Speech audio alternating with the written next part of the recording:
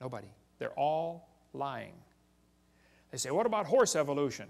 Yes, boys and girls, you see this? The four-toed horse evolved to the one-toed horse. That's a lie, proven wrong 55 years ago. The hyrax is the so-called four-toed horse. They're still alive today in Africa and Turkey. There's still a little bitty critter. There's one right there, a hyrax. They don't tell you the early horse had 18 pairs of ribs. The next one had 15. These animals are not even related. They just picked some bones and put them in order they wanted them. The next one had 19 and then back to 18. This horse evolution theory was proven wrong a long time ago. There's a whole variety of horses today, by the way, big ones and little ones. But back in 1950, G.G. Simpson, a famous evolutionist, said, this horse evolution was unintentionally falsified. It's not true.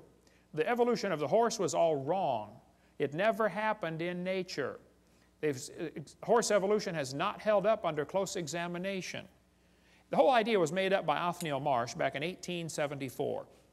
He picked animals from all over the world and put them in order the way he wanted it to happen. He never found them in that order, okay? Modern horses are found in the same layers as the so-called ancient horse. The ancient horse is just an animal still alive today in Turkey and East Africa. The ribs, toes, and teeth are different. In South America, the fossils are in the reverse order. Real problem. They're never found in the order presented in the textbooks. Tulsa Zoo finally took out their display because a friend of mine wrote him a letter and said, hey, why do you have the horse evolution on display? I've got the letters here somewhere. Did you get those out, Steve? They're in the suitcase? Okay. You can come read those later. He wrote him a letter and said, guys, your horse evolution thing was proven wrong like 50 years ago. You know, would you please remove the display? And they said, we don't have the funding to remove it. So he went to a sign shop and got a bid for a sign, 60 bucks or something, that says, we'll take this, the sign would say, we will take down this display as soon as we receive the funding, because the display is not accurate. He went into the curator at the zoo and said, here's 60 bucks for the sign. This guy will make the sign. When would you like it delivered? He said, what's this? Oh, you're going to take down we're going to take down the display when we get the funding. Yeah, he said, you at least warn the people, you know, the display's not right. Well, they didn't take it down. Finally, I forget, 2,000 people signed a petition saying, get this thing out of our zoo.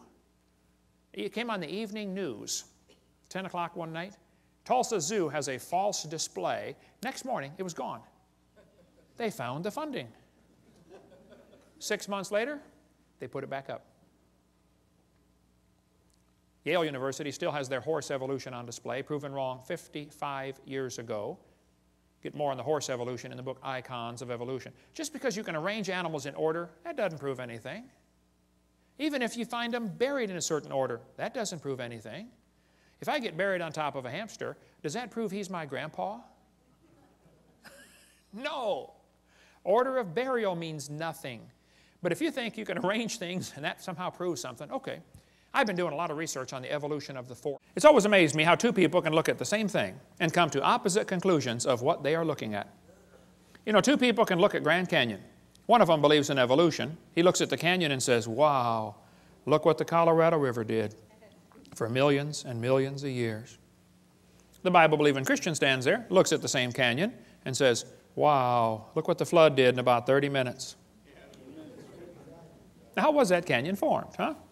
Textbook says over millions of years, the Colorado River carved the Grand Canyon from solid rock. Oh, now hold on a second, okay? It's a fact the Grand Canyon exists. I've been there a bunch of times, studied. I taught earth science for 15 years. I love studying Grand Canyon. There are two interpretations of how it got there. The evolutionists will say it formed slowly with a little bit of water and lots of time, like, you know, billions of years. The creationists will say no, it formed quickly by lots of water and a little bit of time, like a big flood in the days of Noah. And the guys who believe in evolution are always trying to erase the line between their interpretation and try to include it as if it is part of the fact. No, it's just your interpretation, guys, okay? This textbook says, the Colorado River has cut through layer upon layer of rock over millions of years. Well, now hold on a minute. This textbook says, the Colorado River cut through 2,000 meters of rock, exposing sediment layers like huge pages in the book of life. Scan the canyon wall from rim to floor and you look back through hundreds of millions of years. I don't think so. I was in a debate one time and this atheist said, Hovind, you're so stupid. Don't you know it took millions of years to carve the Grand Canyon? I said, well, sir, there's a couple things you ought to learn about Grand Canyon. If you built a dam across Grand Canyon, a huge lake would fill in behind it, covering several states, okay? I mean, take a lot of dirt to build a dam, but if you could build a dam across that canyon, you'd have a really big lake. Actually, some of the water from Wyoming drains through the Grand Canyon. It has a huge drainage pattern. Here's a picture of it, satellite false color image. You can see Grand Canyon right there, a big gash right across a ridge in the mountains. You folks in Tennessee know what a ridge is. Not really a mountain, just a big long ridge, okay? I've flown by and taken lots of pictures. I asked the pilot one time, I said, man, are we going near Grand Canyon? He said, yeah, about 100 miles. I said, can you get permission to, divert and go closer? He said, let me see what I can do. He got permission, and we flew right over the top of the canyon. I'm taking pictures like crazy, Love studying Grand Canyon. Actually, it's a bunch of useless real estate. I mean, what would you do with it if you had it, You can look at it and then go home. That's about it. But, I mean, you can't plow it, that's for sure, and you don't want your cows playing out there. But I said to this professor, I said, sir, there's a couple things to consider about this canyon. I said, these two red lines indicate what's called the snow line, okay? Between those two red lines is a ridge that gets about 6,900 to 8,500 feet above sea level. Now, the river enters the canyon at the far right over there at 2,800 foot elevation. The river flows downhill for 270 miles. Comes out the other side. If you look at it from a side view, a schematic view, it'll look like this. The river comes in 2,800 foot elevation.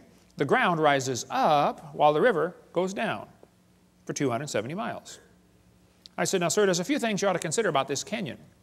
I said, did you know the top of Grand Canyon is higher than the bottom? He said, obviously.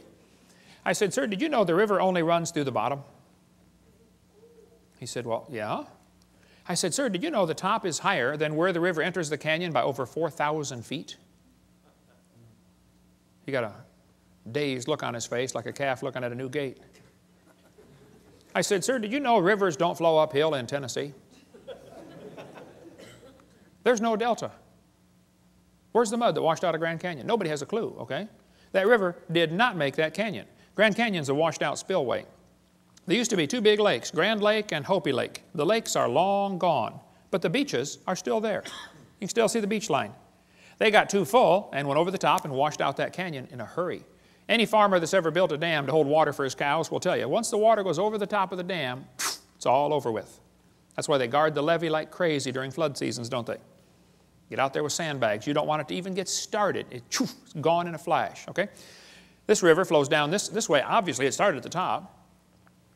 Must have been a big lake backed up there, too. Even El Paso, Texas is called El Paso because it's the pass, okay? I bet there used to be a big lake backed up behind El Paso that dried up and left the white sands of New Mexico behind. That's another long, interesting story. But if you look at Grand Canyon, it's pretty obvious it's a washed-out spillway, okay? Almost all rivers around the world come together at what's called acute angles, less than 90 degrees. I mean, the rivers merge and keep going the same, general direction. If you look at Grand Canyon, the rivers on the lower left are indeed merging at acute angles, less than 90 degrees.